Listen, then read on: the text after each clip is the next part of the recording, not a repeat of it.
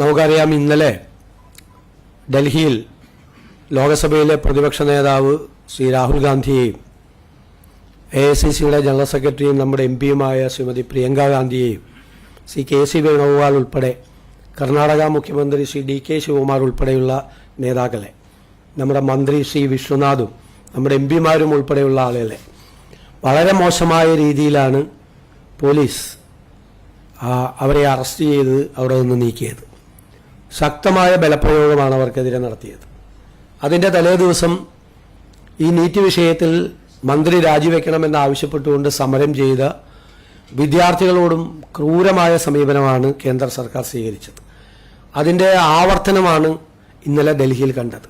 അതിലുള്ള അതിശക്തമായ പ്രതിഷേധം രേഖപ്പെടുത്തുകയാണ്.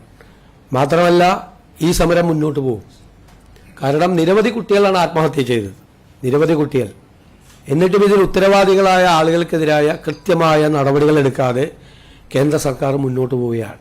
ഒരു കാരണവശാലും വെച്ചു പൊറപ്പിക്കാൻ പറ്റാത്ത ഒരു കാര്യമാണ് ഇത്. ഇന്നലെ ഡൽഹിയിൽ നടന്നത് ശരിക്കും നരനായാട്ട് പോലുള്ളൊരു കാര്യമാണ്. അതിനെതിരായിട്ടുള്ള അതിശക്തമായ പ്രതിഷേധം രാജ്യത്തെമ്പാടും ഉയരുമ്പോൾ കേരളത്തിലും അതുണ്ടാകും. കേരളത്തിലെ നിയമസഭയും ഇത് സംബന്ധിച്ച ഒരു പ്രമേയം പാസാക്കി കേന്ദ്ര സർക്കാരിന് അയച്ചിട്ടുണ്ട്. അത് സംബന്ധിച്ച് നീതിയുക്തമായ രീതിയിൽ വിദ്യാർത്ഥികളുടെ അവകാശങ്ങൾക്ക് വേണ്ടിയിട്ടുള്ള അവരുടെ പോരാട്ടത്തിൻ്റെ പൂർണ്ണമായ പിന്തുണ ഞങ്ങളുടെ എല്ലാവരുടെയും ഭാഗത്തുനിന്നുണ്ടാവും, സംസ്ഥാന സർക്കാരിൻ്റെയും ഭാഗത്തുനിന്ന് ഉണ്ടാവും.